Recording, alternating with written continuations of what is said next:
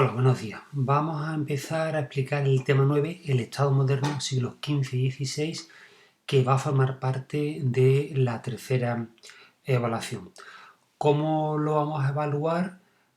Pues lo iremos viendo a lo largo de la evaluación, una vez que se reúna o una vez que la Consejería de Educación decida el sistema de evaluación, pues ese será el que aplicaremos. En todo caso, ya os avisaré con tiempo para que os vayáis haciendo una idea. Bien, el primer punto que veis ahí es el Estado moderno, los reyes católicos. A lo largo del siglo XV, el aumento de poder de los reyes, que comenzó con el auge de las ciudades, se incrementa. El Estado moderno se forma ahora, en el siglo XV, cuando los reyes idean una serie de mecanismos para acaparar progresivamente el poder que había estado durante siglos en manos de los nobles. El resultado será lo que se ha llamado monarquía autoritaria. El ejemplo más característico es el de los reyes católicos.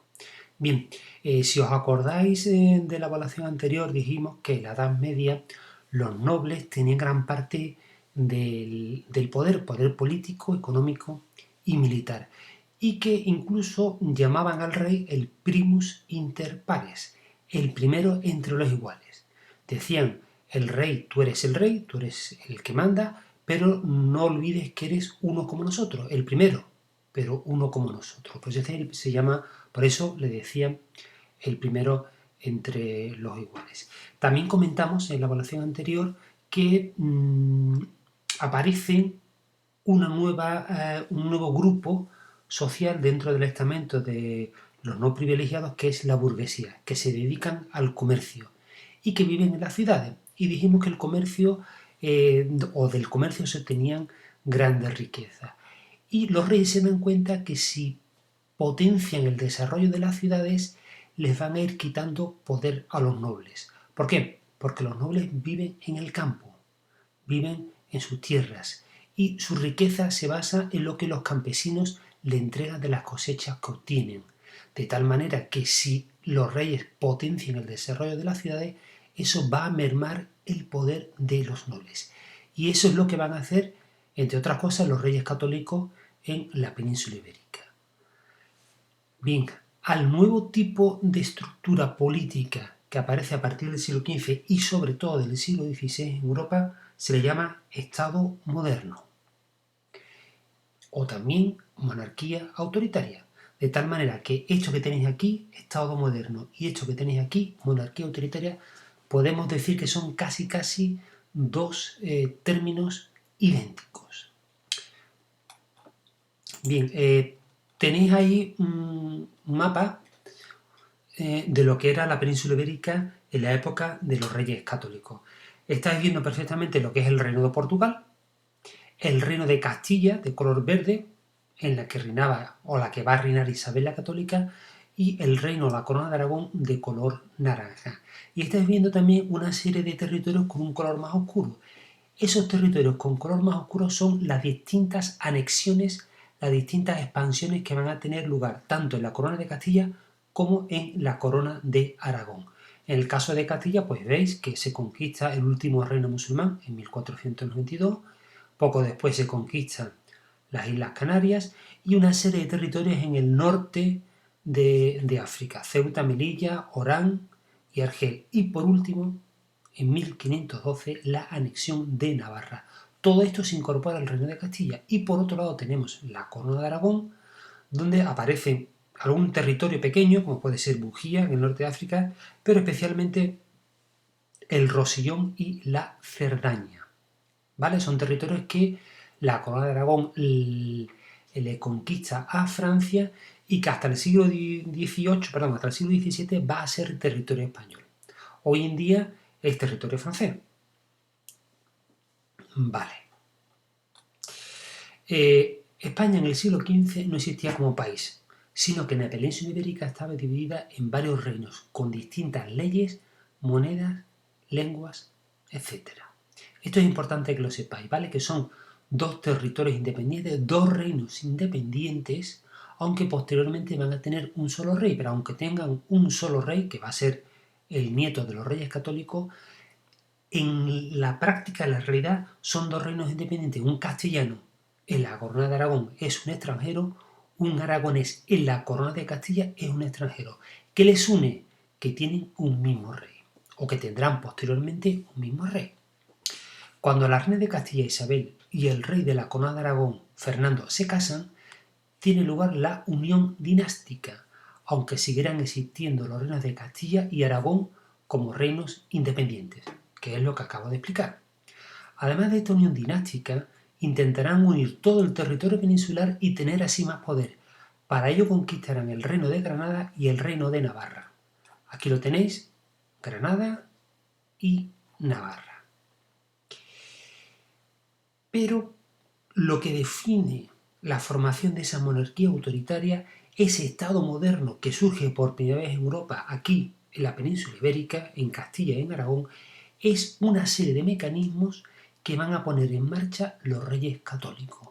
Mecanismos que tienen como última función aumentar el poder de los reyes y disminuir el poder de los nobles. ¿Qué es lo que van a hacer? Pues vamos a ver. Los medios puestos en marcha por los reyes católicos para garantizar su poder en todo su reino serán los siguientes. Creación de un ejército permanente y profesional, a diferencia de los ejércitos medievales. Ya vimos en la evaluación pasada que los nobles cuando entraban en guerra llamaban a otros nobles que eran sus vasallos o bien a los caballeros que estaban al servicio de ese noble. Por lo tanto, no era un ejército que estaba continuamente preparado para la lucha. Solo entraban en la lucha cuando eran convocados para luchar. Ahora los reyes católicos van a crear un ejército preparado, un ejército profesional. Uniformidad religiosa. Obligaron a todos los que eran de otras religiones a bautizarse o irse del país. ¿Por qué? Porque en el siglo XV y sobre todo en el siglo XVI y también en el XVII, pero sobre todo ahora, un rey que permite que en su territorio exista más de una religión no significa que sea tolerante, significa que es débil. Y si tú permites que en tu reino haya dos religiones, al final va a haber una guerra entre los partidarios de esas dos religiones. Y eso va a poner en cuestión el poder del rey. Por lo tanto, lo que van a hacer los reyes católicos es, cuando conquisten Granada, obligar a los musulmanes a hacerse cristianos, o si no, a marcharse. Y a los judíos que están también en la península ibérica les dicen lo mismo, o ustedes se convierten al cristianismo o se tienen que marchar. De esta manera solo existe la religión cristiana en Aragón y en Castilla y la Inquisición puede actuar porque la Inquisición solo actúa sobre cristianos. No puede actuar sobre musulmanes o judíos. Por eso también se les obliga a hacerse cristianos. Tercera medida que toman los reyes católicos, creación de audiencias para administrar justicia en nombre del rey. ¿Qué es una audiencia? Es un tribunal superior. Cuando un juez dicta una sentencia, si una de las personas que ha ido a juicio no está de acuerdo con esa sentencia, puede recurrir a la audiencia. Y la audiencia es la que toma la decisión final. Si esos jueces son pagados por el rey, siempre van a tender a satisfacer los intereses del rey, con lo cual el rey está extendiendo su poder sobre la justicia. Cuarto punto, recaudación de impuestos de forma efectiva y regular para garantizar los gastos de la administración, ejército, administración de justicia, etc. Todo lo que ponen en marcha los reyes católicos necesita, como casi siempre ocurre, dinero. ¿Y ese dinero de dónde sale? Pues de la recaudación de impuestos. Eso hace que todo el mecanismo que pone en funcionamiento las monarquías sea un mecanismo que va a trabajar de una forma efectiva, porque tiene un suministro de dinero continuo y permanente.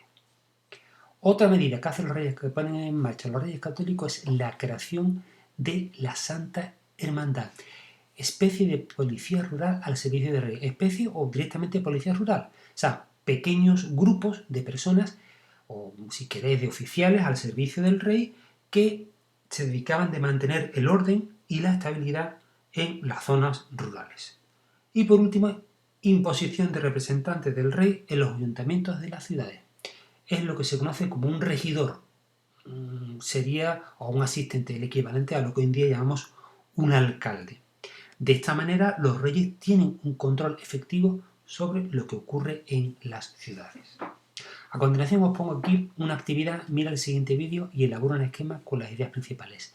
no tenéis que hacer esta actividad, no tenéis que elaborar el esquema, ¿vale? Os pongo el vídeo para que veáis, lo tengo aquí abajo, es este, Estado moderno, dura 15 minutos, repito, no tenéis que hacer un resumen del vídeo ni nada, simplemente si a alguien le interesa verlo porque le apetece ampliar un poco más los conocimientos de este tema, pues lo puede ver sin problema. Os pongo poquito para que lo veáis.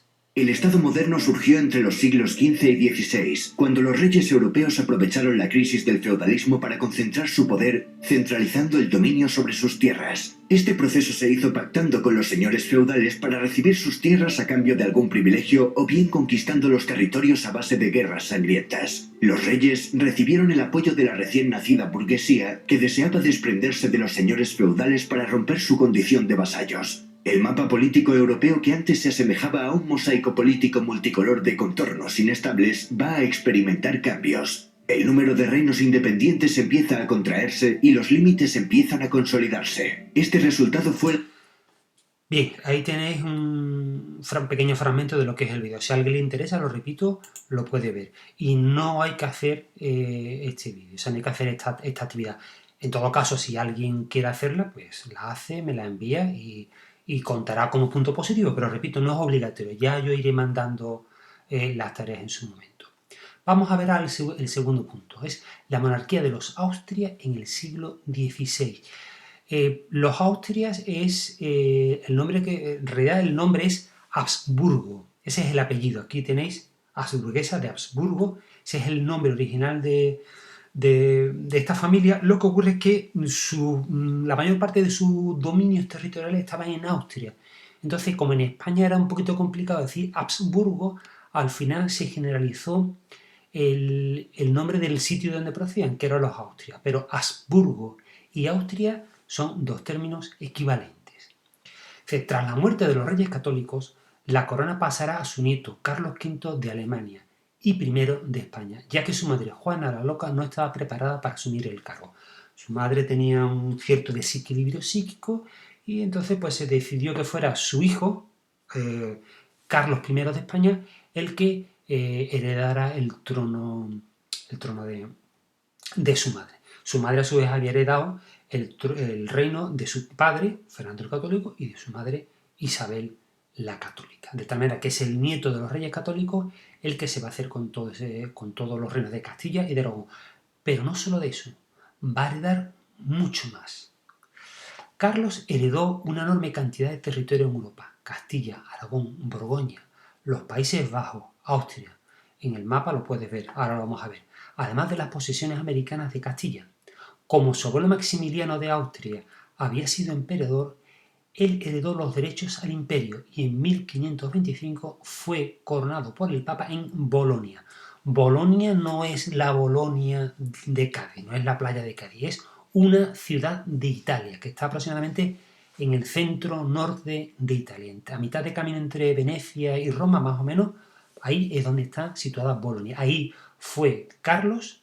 Ahí fue también el Papa y el Papa lo coronó, porque un emperador solo puede ser coronado por el Papa y tiene la obligación de defender la religión católica en todos sus territorios. Esa es la función del emperador. Por eso un emperador siempre es algo más que un simple rey.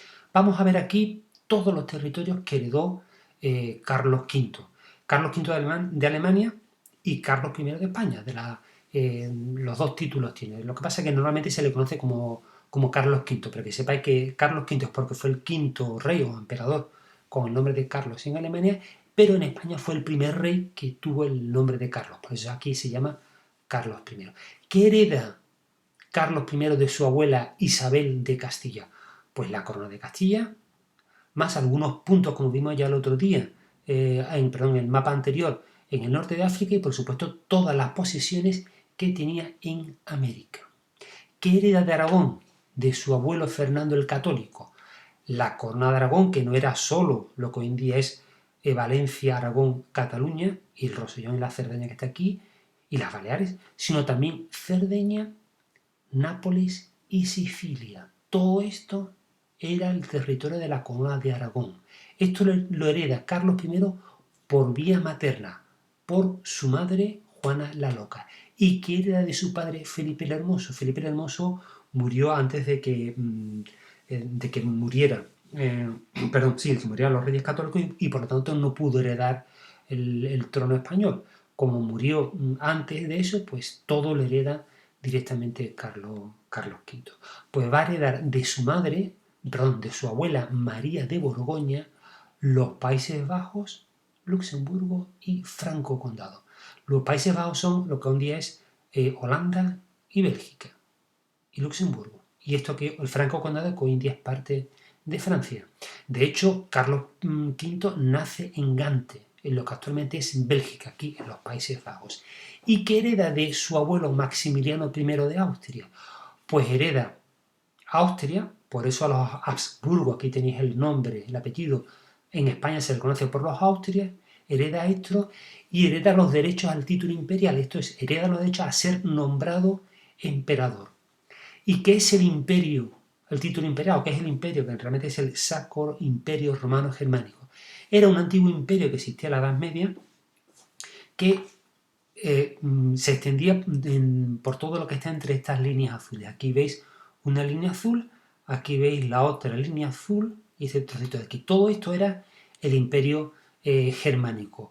Cuando llega a manos de Carlos I, Carlos V, el imperio germánico, él tiene el control efectivo del territorio que está en verde y en este rosa oscuro, ¿vale?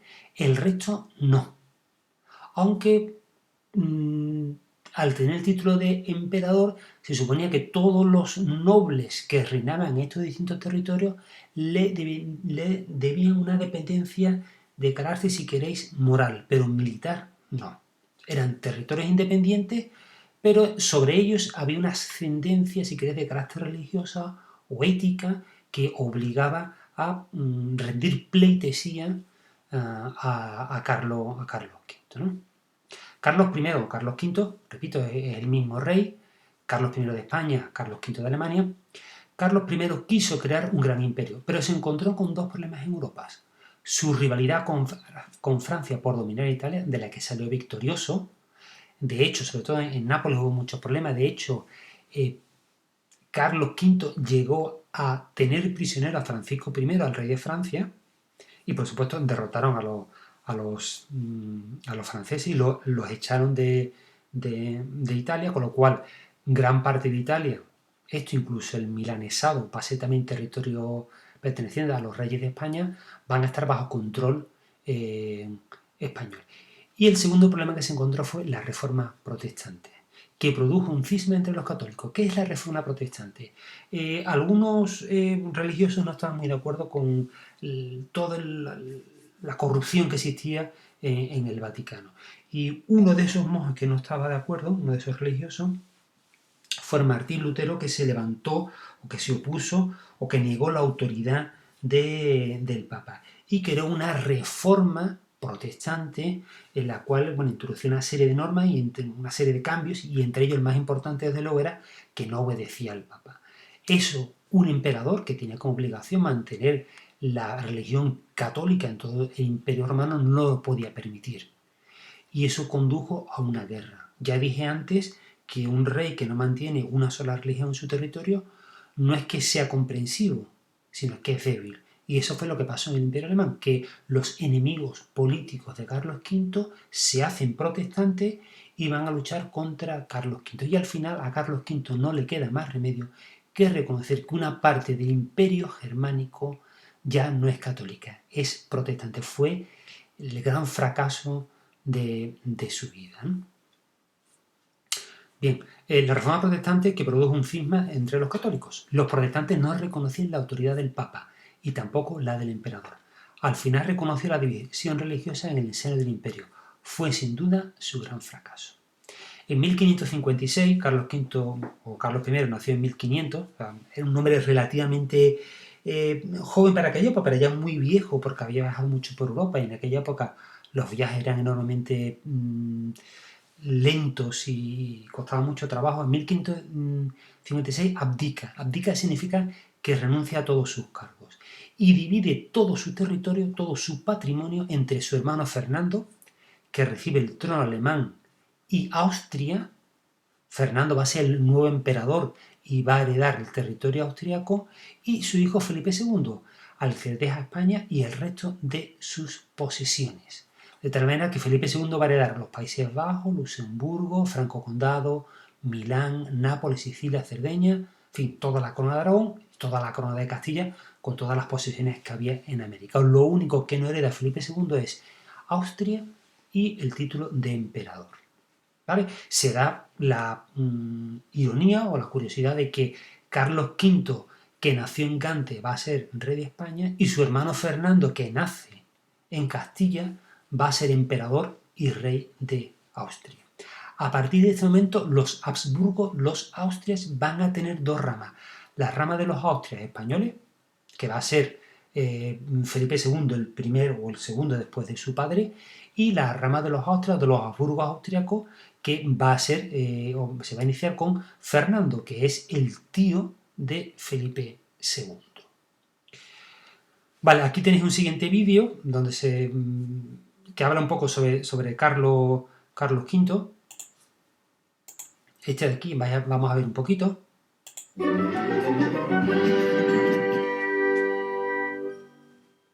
El 24 de febrero de 1500 nacía en Gante Carlos de Habsburgo, hijo de Felipe de Borgoña, Felipe el Hermoso, y de Juana de Castilla, Juana la Loca. Nieto por parte paterna del emperador Maximiliano de Austria y de María de Borgoña, y por parte materna de los Reyes Católicos. Vamos, una familia con un abolengo insuperable. Ese mismo año, el cartógrafo Juan de la Cosa les mostraba a los abuelos del príncipe Carlos, los Reyes Católicos, el primer mapamundi donde se representaba América. Era el mundo conocido a finales del siglo XV, el mundo que heredó Carlos de Habsburgo, un número de territorios que no conoció precedente en la historia. De sus abuelos, los Reyes Católicos, recibió las coronas de Castilla y Aragón, con sus posesiones en América, el Mediterráneo y algunas plazas del norte de África. Como nieto del emperador Maximiliano I y de María de Borgoña, Austria, Países Bajos, Luxemburgo, el Franco Condado y los derechos al título de emperador del Sacro Imperio Romano Germánico. Solo con pensarlo, marea. Poco de... Bien, eso es parte del vídeo. Si alguien tiene interés, pues lo podéis ver. Repito, no hay que hacer ninguna actividad, no hay que hacer un árbol genealógico de la familia de Carlos V, nada de eso, pero que si alguien lo quiere hacer y lo presenta de forma voluntaria, pues se evaluará positivamente. ¿Vale? El hijo de Carlos V, ¿qué hereda? Pues hereda todo esto. Aquí estáis viendo. Todo lo que está de color rojo. A esto de color rojo habrá que añadirle posteriormente lo que está de color verde. ¿Vale? ¿Y qué es lo de color verde? Pues son las posesiones portuguesas.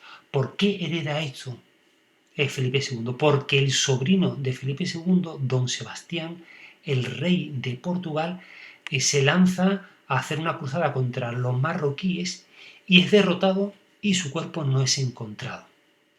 Por lo tanto, al desaparecer don Sebastián y al no tener descendientes, no tener ni hijos ni hijas, el que va a heredar la corona de Portugal es su tío, que es Felipe II. Y de esa manera, de ese modo, Felipe II se va a hacer dueño también de todas las posesiones que tenía Portugal. En América, como veis, Brasil, gran parte de toda la costa africana, no lo tenía entero, tenían pequeños puertos, ¿no? Y toda la zona que había aquí en Asia, ¿no? La actual Indonesia, parte de la India, etc.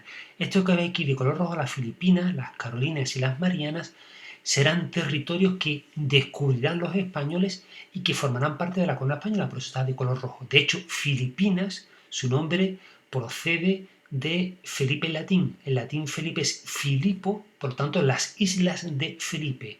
Le ponen el nombre de Filipinas en honor de Felipe II. ¿Vale? Felipe II gobernó en toda la península ibérica, ya que en 1580 fue coronado rey de Portugal. También se anexionó las colonias portuguesas en Brasil, África y Asia.